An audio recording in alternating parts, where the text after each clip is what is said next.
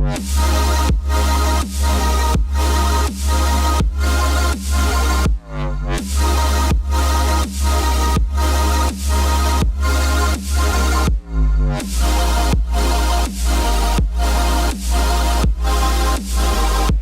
everybody, to the DNA Hot Takes. What is a hot take, you may ask? Well, it's when we sit down in the basement and discuss a video game, a TV show, or a movie. Today, we're talking a little video games. Here with me to discuss Star Wars Battlefront 2, Mr. Ian Fitzgerald. Hey, how's it going? A resident Star Wars fanatic. I gotta say, I'm right there with you, though. So this has been a big one. I feel like just a big, pile of trash, of fun, of I don't know what you want to call it. EA had some trouble rolling this out, and we know it. But we're just going to start with the campaign, I think, if we want to roll right into it. Sure. Just brief thoughts. What did you think of the campaign? The campaign at times shined, phenomenally. I agree. And then at other times it was like, who is writing this? Who's behind designing this? What is going on? They allowed this to be put into a game. Yeah. Specifically, they marketed this game to be, you're an Imperial. Of course, yeah, exactly. And then you wind up, are we saying everything? No, I think we'll just go direct spoilers because I don't think anyone cares by this point yet. Okay. Go. Yeah, just, how you eventually play other characters in the Star Wars universe. Heroes. Main characters of the original trilogy. Luke, Han, Leia, all of them. And, I mean, at times, they seem, shoehorned into the story. 100%. Like, 100%. out of nowhere. They're just here, and it's just like, what's your purpose? Who are we?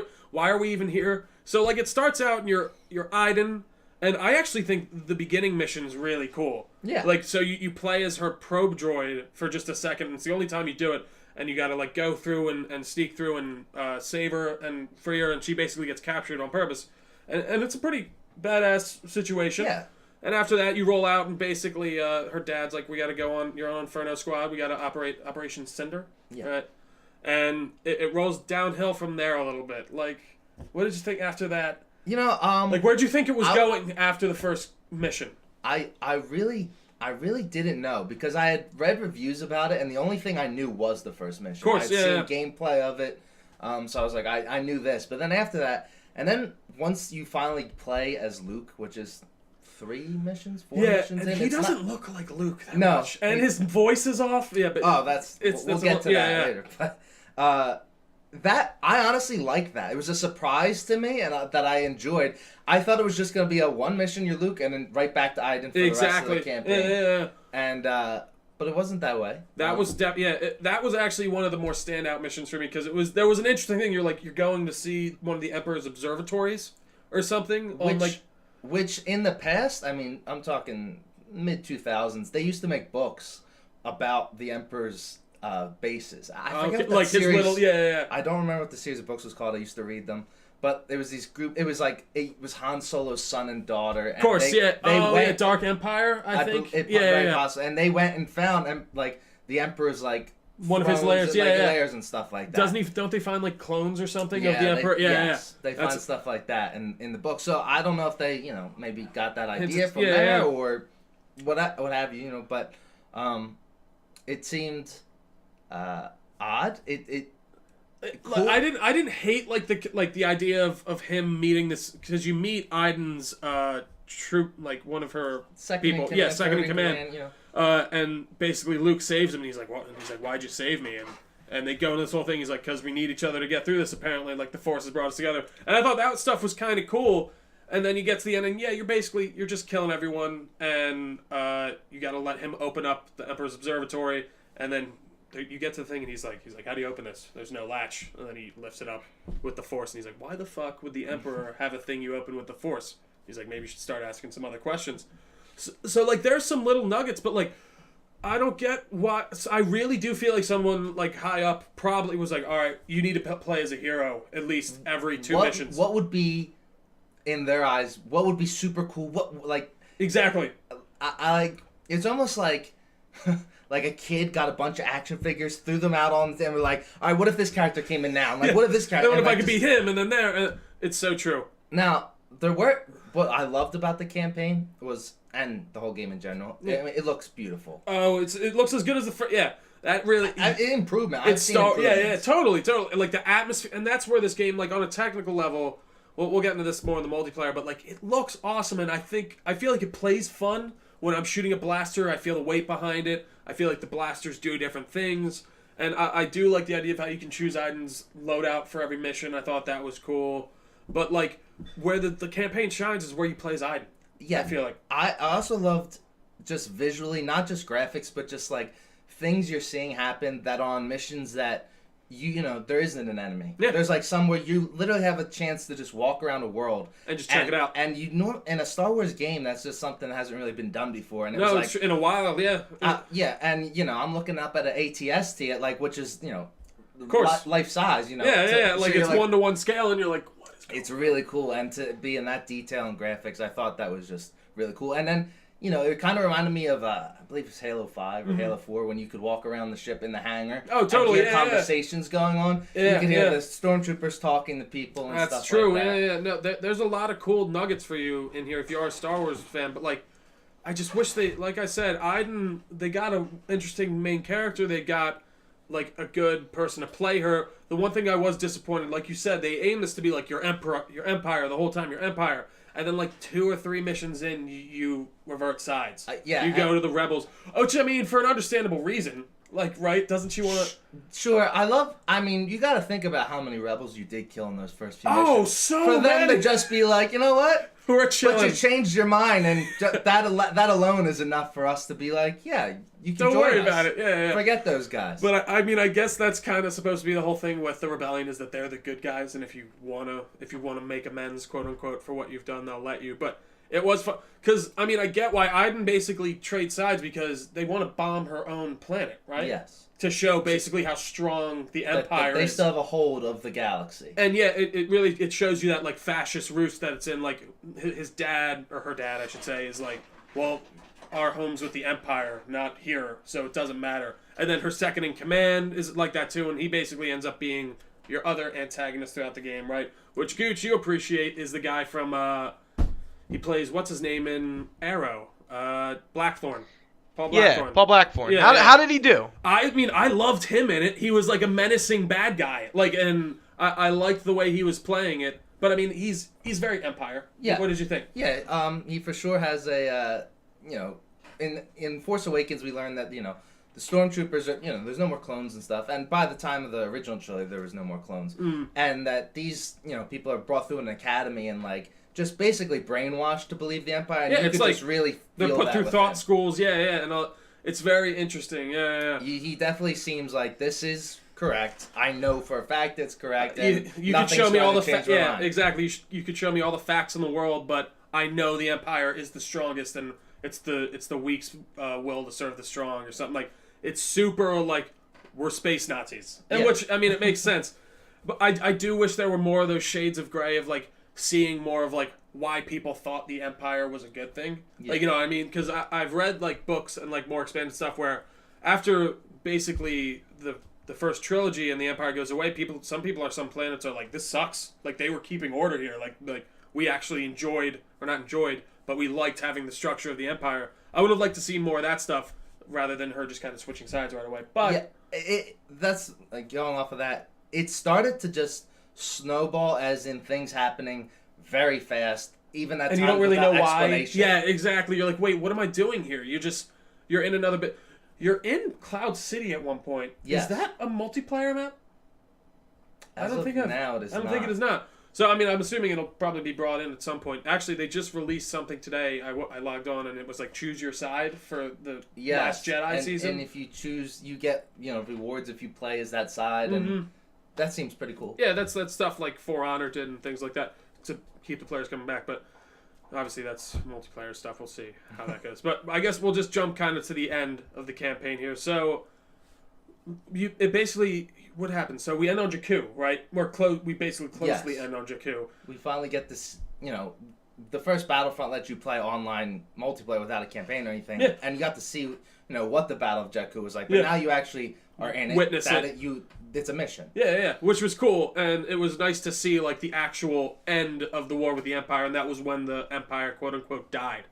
And basically the idea is that Aiden's father is one of the last ships up there. She goes up to say, like, it was so you get a bunch of people out, right? You defend people, and then she's like, all right, I gotta go save my... Which even that at times, you're like, it just didn't make logistic sense. Like, my favorite was you keep landing across the map in an X-Wing, and there's a bunch of ground troops we have to take out, and it's like, well then why did I land I could have just strafed. So I could have just hovered and just took. Yeah. Why am I on the ground now again? You know, it's so true. Logistically, it didn't make sense. You know, or yeah, and then just like let me get bunkered behind while AT-AT walkers are towards us. Like, why am I not taking them out a different way? There are it's so true. Just logistical things. Like, wait, why wouldn't I do this other thing? That makes so much more sense.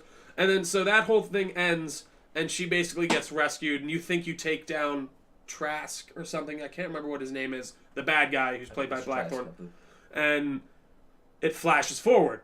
How many decades? 30? 30. Yeah. It takes right before... 3 decades, I should say. Right before weeks, Force Awakens. Weeks, days before Force Awakens. So, basically, it cuts to Aiden's ship, the, Inferno Squad's old ship, on... Which planet is it? It's the...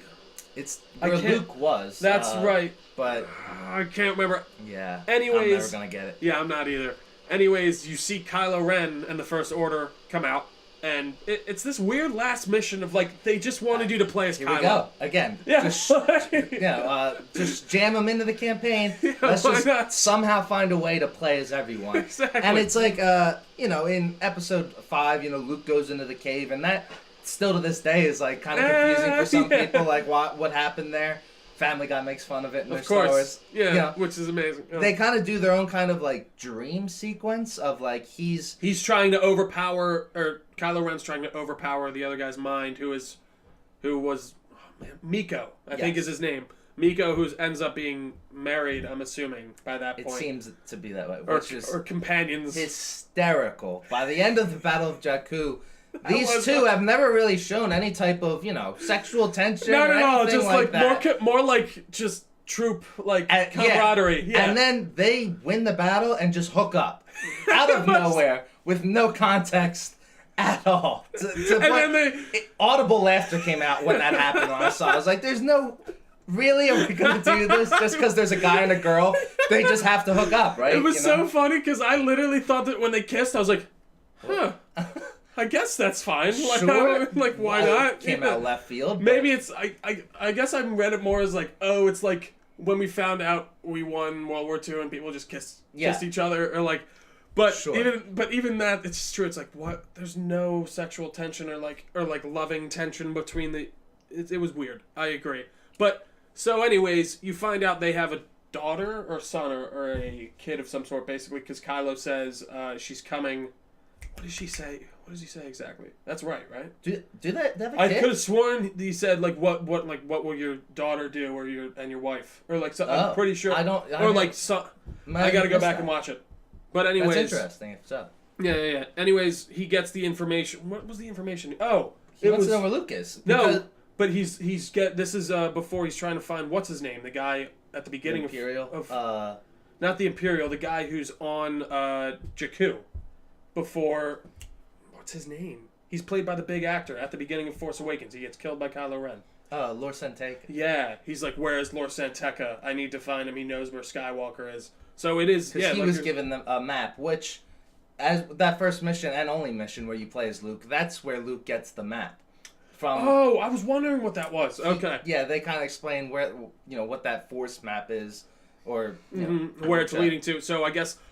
Oh, so that was the map to the original, or maybe to the original Jedi Temple. Possibly, yeah. Okay. Or to study, the ways of the they could have laid in so many cool, and I do... they're going to do books or something. Well, apparently the book's pretty good. Inferno really? Squad, that's the lead up to it. It's all about Aiden and stuff like that. I'm sure this story, as a book, would be much better because they could make it more detailed. Exactly. It's just... Like I said, if they didn't have maybe one hero mission, not even, just play as Aiden the whole time. Pick one. Yeah, exactly. Pick one. Just commit to it. Do it right. But that's all in the campaign. I think we'll move over to multiplayer now. So the big hullabaloo around Battlefront and leading up to Battlefront was that people felt like their system was pay to win, and that basically the microtransactions were so in your face and so ridiculous that it's just like, how could they even put this out? And literally the day before. Hours before. Hours before. The night before? Yeah, the night before the game was released, they dropped all microtransactions. They're still not in it. I ended up picking the game up just 2 days later, but that's just because I was going to buy it day one anyways. So were you off put by all this at the beginning? To be dead honest, there's so many great games that came out in fourth quarter this year. I wasn't too focused on. I played the beta. Yeah. And, didn't love it, but I didn't hate it. It was solid. It was fine, yeah. But then getting it, and then I wasn't too worried about it, but then thinking about it, I just kept thinking about in the first Battlefront with the Han Solo's gun when it pre-ordered, and how OP that was, and you're like, Jesus, and then I was like, oh man, is there gonna be multiple Han Solo type guns? Like, is it gonna be like people up here and people down here playing? Because I'm gonna be the guy down here. Yeah, of course, yeah. And so, did you feel like as you were playing that we haven't spent any actual money on loot boxes? No. Did you buy any of? Did you save up for the heroes first or anything like that, or did you do anything? To be dead honest, I have not spent credits. Really? Never. You haven't bought. I haven't bought heroes. I haven't bought anything. No. How many credits do you have then? Honestly, not a large amount. No, I know. That's the other thing. The credit. I mean, it's about as much. I went back and looked at how much you'd get out of a Battlefront 1 game, and it's about the same amount of credits. You lop off the last number of your score, and that's probably how many credits you're gonna get. But even still, like. They aren't piling up enough to the point of where, at least at the beginning, I found, like, as I've gotten more deep into it, and I've put in, I don't know how many hours now, I'd have to look it up, but I have Darth Vader, I have Luke, I have Emperor, I don't have Leia, because I don't really care to get her, and Chewbacca is the next one I'm working towards, but at the same time, I haven't really bought many boxes at all. The thing that's really confusing to me, and I don't know about you, is the way the star card leveling worked. How did you think it worked when you got in? Did that confuse you at all? Yeah, it definitely confused me of how many options the star cards had, and like, it's not well explained really. You just read what the card does. I guess it's not too hard to understand, but some type of small explanation. No, yeah, it's helpful. Really weird, and it's like, so I think the star cards, like the individual star cards themselves, are described fine in the description, but it's like, so. You have your base level that you level up, and that just levels up throughout each game, right? So I'm level like 20 right now. But then you have your star card levels for each class, and the only way those level up is by getting more star cards, which you get through the loot boxes or by building them with crafting parts. Now, what I think that they should have done is that for every class from the beginning, you only have one star card slot. You have all your star cards are unlocked. But the only way that you upgrade those star cards, like in the last game, was by using them. Yeah. So, like, with your Vanguard thing, if you're shotgun, you get so many kills with the shotgun, and then that levels up the star card to a certain thing. Well, Trio, that only makes sense. Of course. So we can't I'm do that. sorry, What you're correct. Dude, we can't do that. That makes so much sense. And I do get that whole sense of, like, that people are being drawn towards that thing of, well, that's totally pay to win. But at the same time, I'm like, I haven't been spending a ton of stuff on it. I've still been at the top of my games. Yeah. I haven't, I haven't had any problems. Everything seems. That's what I was going to say. Have you gotten into an imbalanced game? Do you feel like never? I would actually say never have been imbalanced before. It's either my team sucks or we're good. Exactly. Or the always close, last second, game-ending kill. Exactly. And the only time I felt like it was kind of waning on me was. Have you played Heroes vs. Villains at all? I haven't. No, I still. And we versed just this one team, that like. They must have been playing. They all almost all of them had level 4 star cards in every slot, and I was like, Jesus Christ, they're screwing with us. But I mean, after they beat us one game. Then we were like, okay, we got to figure this out. We all got together and we beat them the next game. So I do think that if you are quote unquote good, that's gonna outweigh that maybe benefit that not good person is getting from that star card most of the time. I really don't feel like it's been that as outbalanced as I feel like people were getting scared of. Yes. Yeah. Yeah, I'd agree with that. But how'd you feel about the flying? Flying is, here we go again though. Visually, yeah, great, awesome. Mm-hmm. And being in space compared to the Rogue One DLC of Battlefront 1 is just completely revamped and way better. Way totally. better. Yeah. I only have a really small caveat, and that's the fact that you will turn and then you will stay like this. You have to correct yourself. Exactly, yeah. Which is fine, but in past games, eventually, I believe even GTA will possibly, any game self-correct. It'll self-correct after a while if you're flying like this for however long. See, I'm curious, check your options, because mine does do that. Does it? Yeah, because I was playing the other night, and I was flying sideways, and it kept correcting me. All right. So I don't know. I don't know. Maybe it's something that's switched on, or maybe just the game's stupid. That's definitely an option I'll just too. have to keep playing, I guess, or check the options, or. I do think that it's one of those things that it's hard, but if you're good at it, it's so satisfying to play. The other day, I went, I believe 42-1. I believe those games you just start killing people, and then you're like, all right, now I got Slave 1. Yeah. All right, now I got this. Yeah. And then you're just like, I'm gonna go off. This is no one's gonna stop me. And it's funny, I don't go for usually the Slave ones or the Millennium Falcons or anything like that, because they're just the gigantic ones on the field. Whereas I like to go with Yoda's ship. I like Maul's ship's pretty good, but I don't think they're very overpowered. Do you think the heroes in general are? I'd say Slave 1 to me seems pretty strong. It's seismic charge. Oh, that if can there's fuck anyone people. My friend Dave Hanley the other day was saying he was playing as Poe, full health, literally had just spawned, and a seismic charge next to him, killed him instantly. Instant death as a hero. So it'll kill, anyone if you're next to it. I'm curious if he has, because I bet there's a star card that makes that even stronger too. And that's where I think the star cards are really kind of the caveat is with the heroes, because I think they make the most difference there. I do think when I'm playing the game, I've been saying this a few times, where if I'm a Jedi and I'm going up against a one-on-one dude, obviously I'm going to kick his ass. Yeah. But I do think it's balanced to the point of if I go 5-on-1 person, or 5-on-1 me being the Jedi, they can fuck me up and take me down. Yeah. For the most part, and I think you do have to play smart in order to do well. Oh, I was playing earlier today actually. We were losing. It was on Yavin, and there's 3 things that you have to blow up, and we had to take the last one. I run in as Vader and clear out the whole place and hold them all back. And those are the moments that just make you feel awesome. Yeah.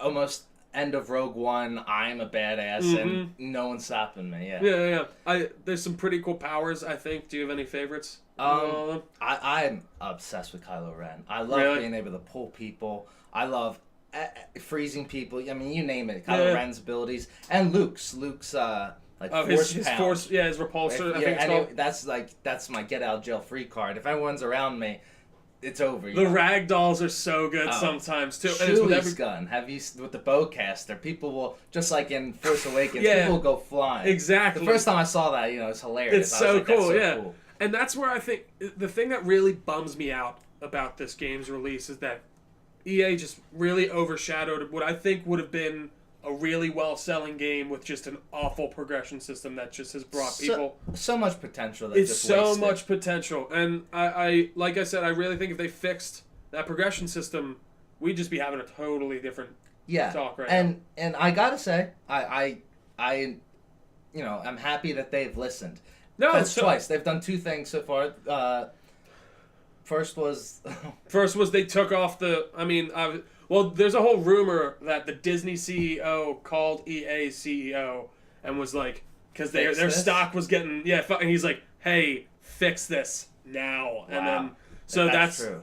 So that's supposedly one of the reasons they took off the microtransactions. I mean, you can't say they're not listening. I feel like everyone does love to be like, EA's the fucking worst. They're just the worst. I hate them. They're the worst company out there. Mm-hmm. And I get it. It sucks. They are a company trying to make money, which, what are you going to do at the end of the day? But this was gratuitous. And it could have been done differently. Totally. Exactly. That's what I'm saying. What did they drop? The hero, right? How much the hero cost? How much by 75%? Which is huge. Totally justified. Yeah. Because, I'm playing right now. If I had to save up 60,000 credits to get Vader, I wouldn't even have one of them right now. But now I have 2. That was actually totally gratuitous and ridiculous. But I really would have liked to see this release without all this news before, and to see how many people were Yes. actually affected by the whole pay-to-win thing. But The one thing I just had to say was, I love how all DLC's free. We're getting totally. we're getting new maps and gameplay next week. Yeah. With the release of The Last Jedi stuff. Thank you. Yeah, no, it's fine. The Drawing a blank there, Star wow. Wars movie. I'm a big Star Wars fan, yet I can't Whatever. remember the name of the movie. Well, there's a lot. Yeah, they're interchangeable. But I hope that they do this with DLC. I just don't like mixed era heroes. That to me, if this was a game made by LucasArts, would have never happened. So say they're. So I get what you're saying. So, So if they're on Theed, they can only play as. See, but the only thing I could see that screwing with is that like you wouldn't have option. Like you wouldn't be able to play as any of the Jedis. Maybe That's why I'm saying possibly with DLC. They will eventually make it even. I don't know. Probably not if they've already started like that. there's no prequel heroes besides Maul, is there? Who's the other one? I mean, like there's no there's not an Obi-Wan or an Anakin or anything. There's Yoda, but I mean, that's true. Yeah, but he's not. Yeah, I guess you could use him really anywhere of the Yeah, technically of the two trilogies there. See, I do like though that they committed to the old or the original prequel trilogy stuff. Like there's you play as you have prequel vehicles, you have all the stuff. Like there's even a space battle where you use the stupid Republic. I don't like those planes that they use. Like the pre-X-70s. Yeah. You don't like them? I mean, I just don't like the visuals. Effective. Don't get me wrong. I like the way they play, but I just don't like the way they look. Yeah. But the tail gunners, you're right. Yeah. They can mess with people up. Real quick, I wanna chime in on the whole hero thing. Wouldn't it make sense to just make skins for every character you have? Like if you have that's why. Yeah. You got episode 1 skin, an episode 2 skin, an episode 3 skin, and an episode 4 skin. Like. Yeah. No, that's it, and that's what. Same with Anakin, same with Leia, same with Luke. I guess Darth Maul would apply to that. But... And they did that with the first Battlefront. I mean, granted, it took months after the game came out. Yeah, but they started to do that with if you're Luke. If you're on certain maps, Endor, now he's gonna wear black. He's not gonna wear. He's gonna black wear the green. all the time. Yeah, exactly. And if you're on Hoth, he has his blue lightsaber with his pilot suit. Yeah. I just think that's like a half-ass kind of thing. It's like a missed opportunity. Like, why not add all the heroes?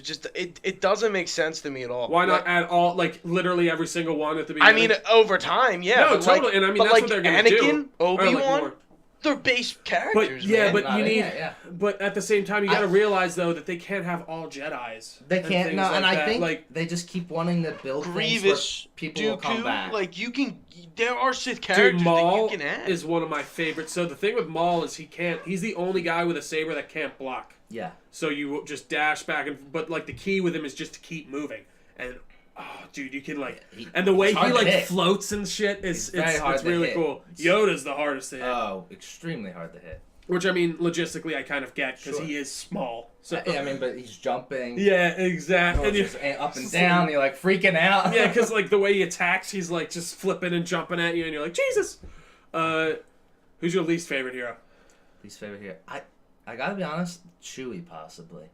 I haven't played really as like Leia. He's pretty slow, and he takes a lot of damage though. He can take hits. Okay. But you are going to be taking hits. Oh, totally. Especially if you're open. And his gun is his bowcaster is a charge type weapon. Yeah. Where even in the original Battlefronts, it's like that's the same. Yeah. It was like a shotgun spread basically. Whereas with regular Wookiees, you just press it. But so you don't really have a rapid fire, and like if there's times when you're like, I don't want to be charging a weapon. Like I need to be shooting right now. Yeah, no, exactly. You're not going to be able to kill people unless you charge it. Totally. So he's a character I've avoided. I've actually not played him online, but in the arcade, just like free roam type things. And I mean, arcade, I gotta admit, is actually pretty cool this time around. Like, there's a lot, not a ton to do in it, but like, there's a whole light side mission, there's a whole dark side thing, and like, there's harder difficulties on each, and I think there's more variety to play around with. And obviously, there's a regular arcade mode where you can just do like a multiplayer. You can set up your own thing. I haven't done that yet. I messed around with it a little earlier today.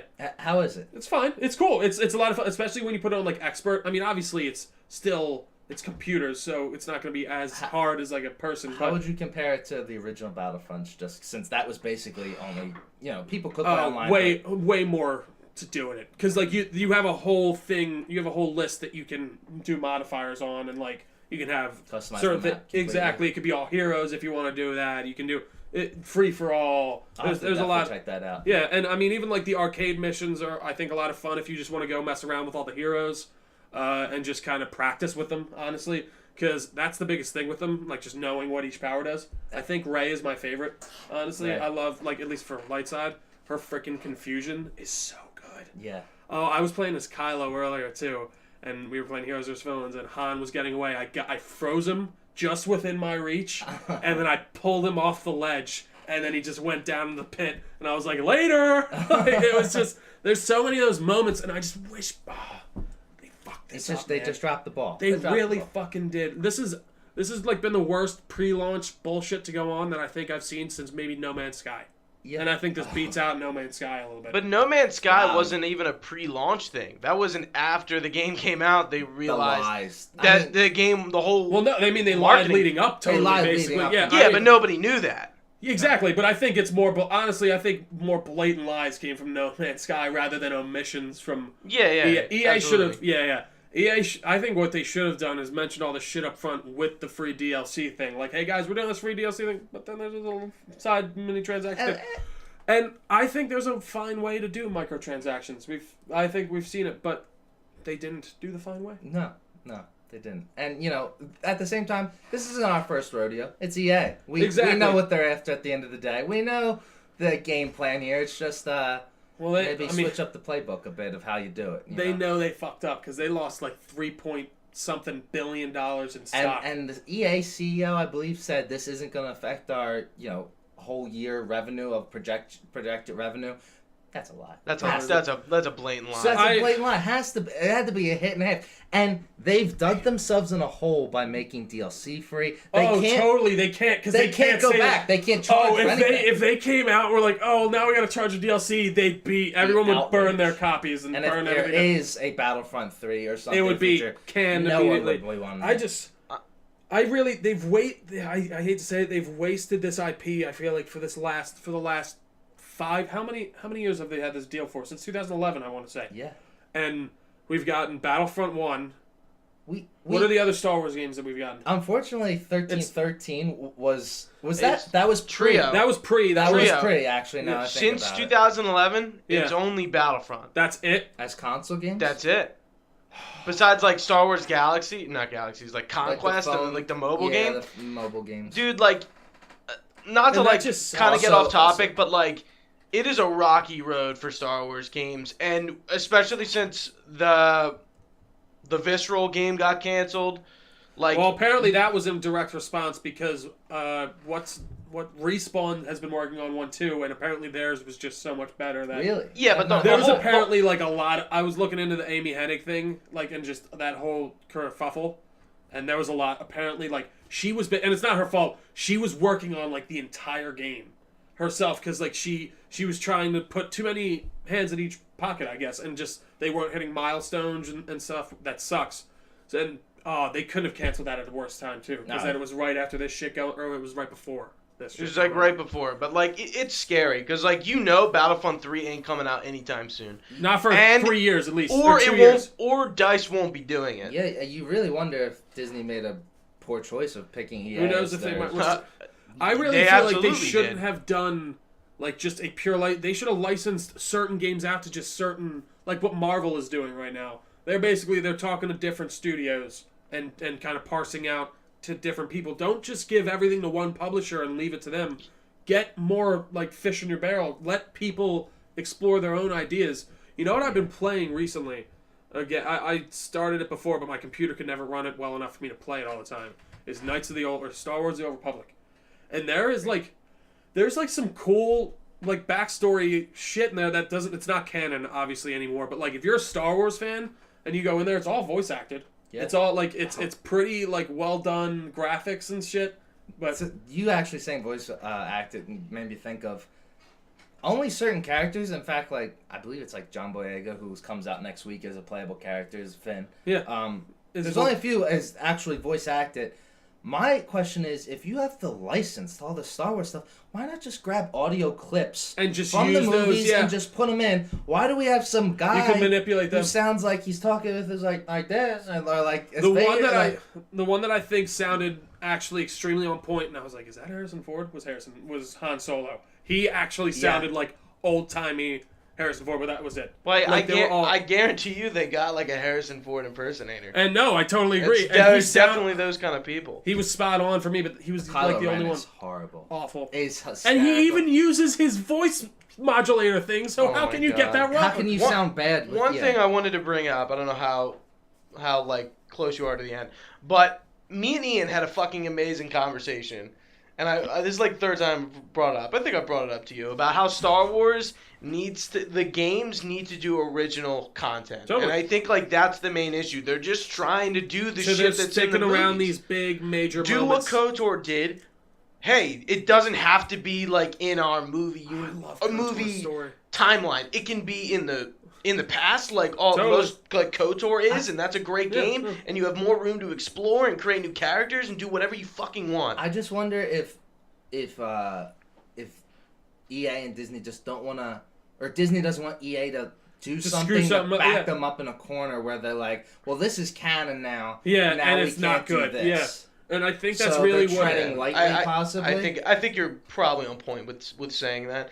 It's a shame though. It really is, because Iden was an original character with an original story that was centered around all these big moments, which they didn't have to do. And talk sort of off topic, but like going into the movies, and I'm seeing Last Jedi, and I'm like, man, I hope all these main characters, Luke, I hope he dies.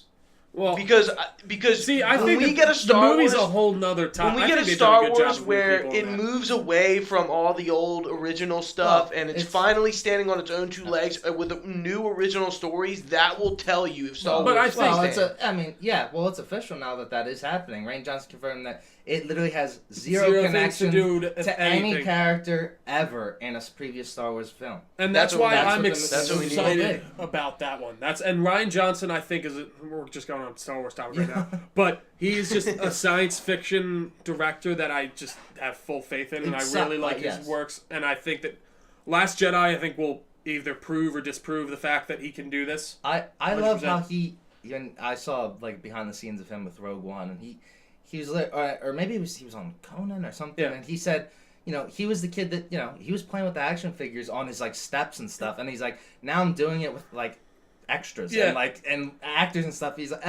I want that kid. I want the kid that was like playing with the toys to now have all this power to make a movie, because they're gonna they're a fan while also a director. Exactly, and that's the one thing about Battlefront. I wish there was a really just cool underlying story to it, but like it's just by the end you're like, all right, Iden helped defeat the Empire. That's it. But then they set up something at the end. It's like to be continued, and that stuff. I'm like, oh, I'm interested where that goes. Well, but like now we gotta wait. Well, that's just it though. The DLC for campaign is I don't know if you've seen the up until February, I think they have. No, I gotta check it out. They say when story DLC will be coming out, and I don't know if it's continued off of that, or here we go again. If we have like this is all Han Solo now. It did say Iden's story will continue at the end. I'm pretty sure. With DLC. Yeah, so I'm pretty sure, because I mean, even the way that they set it up, like at the end, he's like, she will come. Like it seems very like, oh well, she's gonna come back, type deal. But like we don't know, and I mean, I don't know. There's a missed opportunity here. There really is in the story, and that's what sucks. And I'd just say that compared to the first Battlefront, it maybe went up a step. If that, I think personally, with the campaign, that was nice. It didn't blow me away, and because it didn't blow me away, it didn't raise anything. Exactly. The gameplay at times physically feels different, but at the same time as what our overall we're doing, still feels the same. I just feel at times that I bought a game that looks a little bit better, has different maps. No, I hear you. That's it, maybe. And I guess I feel like when it comes to the multiplayer stuff and the actual content, I think we got a ton more than Battlefront 1. Sure. Like, we got all these maps. We got prequel maps. I'm playing on Camino. I'm playing on Mos Eisley. I'm playing on Yavin 4. I'm playing on Tokenata. I think that there's a lot more there to be had, which I think was a big complaint of the first one. I like there's stuff with the leveling. You get guns by just killing people, which is like, okay, that makes total sense. Okay, I get attachments by killing people with that gun. Oh, okay, that makes sense. And I do feel like the guns feel different enough to make me want to try out each one. I think that they added a lot of stuff in the way of technicality and stuff like that, but it just all got really overshadowed by all this just bullshit, stupid stuff. I think mechanically speaking, I really think it's a big improvement on the last one for me. But like I said, they screwed the pooch here, and I don't know if there's any coming back from it at all. Even like with all this stuff that they're trying to do, which I mean, I just think of if you took the Star Wars name and characters out of this game and you just kept the same gameplay, but you know a different looking ship, a different looking, this doesn't sell even as well, and this totally, you know, and it's that Star Wars experience is definitely a big part of it. It's I'd say maybe even more than 50% of like the drive towards it. I mean, Star Wars that's why you're getting it. You're not, you know, there's if you want a shooter, I'd say there's better shooters. I'm not going out there for sure. I know. I agree with that. It really is a big part of like I want to be in a Star Wars battle and there's a stormtrooper and I'm a rebel and like I could play as a fucking droid and there's I wish you could play as Droideka or not Droideka. What were the rolling ones? Yeah, Droideka. Droideka. And that would be cool. That would be awesome. And like I liked the ideas that they were going for with the way you get heroes in games. You actually have to just play well. And even when I was playing mediocre, I'd still end up probably getting a hero by the end if I just saved up my points. But I do agree with you. This is a lost opportunity, and I don't see them bouncing back from it. I mean, I'm probably going to still play it for a while. I've been playing it for the past. I bought it. I spent $60. I'm going to try and get my money's worth. And I haven't been wearing down on it yet. I've been enjoying myself. I do think the variety is there enough for me to... And DLC that keeps coming. That'll keep bringing me back for sure. And I do think a ton of people are going to start picking this up at least secondhand. Or like if they see like a $20, $30 price tag, because then they're like... We were in a party the other night, well, none of that money goes to EA at that point, so it's like, you can still have your cake and eat it too by like, sure, you're not giving them money, but you still got the game. Yeah. But if you feel that strongly about it, hey, do what you do. But I think that about wraps us up. Anything else you want to say? Overall, we gave you our whole thoughts. Gooch wants to chime in here. The achievements. Lay to me. I haven't checked them out. I really haven't. I've gotten, some simple multiplayer ones. Yeah. Campaign, of course, every mission would be. Well, here's the thing. Is arcade have impossibly hard difficulties that are really annoying? There's like special ops that isn't... I mean, it's harder, but it's not... I haven't checked doable. into if there's... what did you play the campaign on? Difficulty? I played the hardest just to fuck around. I believe I did the hardest as well. Special ops. And it probably wasn't that hard. It was... I mean, I was dying, but it wasn't... There was times it was like... I would repeat like something 3 or 4 times. Where nothing impossible. I didn't get past, but then it wasn't like I never got like frustrated. Like, come on, I can't even beat this. Yeah, I need to beat this. Like, I can't progress. You could do it. If you're a solid enough, gamer or used to these types of games, you could do it. Yeah, I mean, at the end of the day, I think if you see this game for $20 and you're a Star Wars fan, $20 or $30. I think it's worth that. 100%. I'd say it's a must just to have a game like just to that's modern day of just Star Wars characters. Exactly, and even like the locations you get to visit are, I think, awesome. It feels they look so cool. It feels a little craving, You're like, I want to play a Star Wars game. And Camino's, you got something. I think my favorite map. I just wish that it wasn't just this will do. I just wish it was it was more of a let's put everything into this. It feels like this will pass. This is passable. Exactly. That's why. That on top of the bullshit before just didn't help anything. I give this game probably like a C or C plus if I had to rate it, which is passable. I give it like a 7, 6.5, 7 out of 10, which sucks. Yeah, it really does. It's just a disappointment. And I hate to even keep just talking, but it's just like I'm gonna get my enjoyment out of it. Like I said, I hope you do too if you pick it up. But I think that about wraps us up here. Thank you all for watching this Delco Nerd Network Hot Take. You can find us on Facebook, facebook.com/Delco Nerd Network, on Twitter and on Instagram at Delco Nerds, youtube.com/Delco Nerd Network. For Ian, I've been Trio. Thanks for watching and stay nerdy.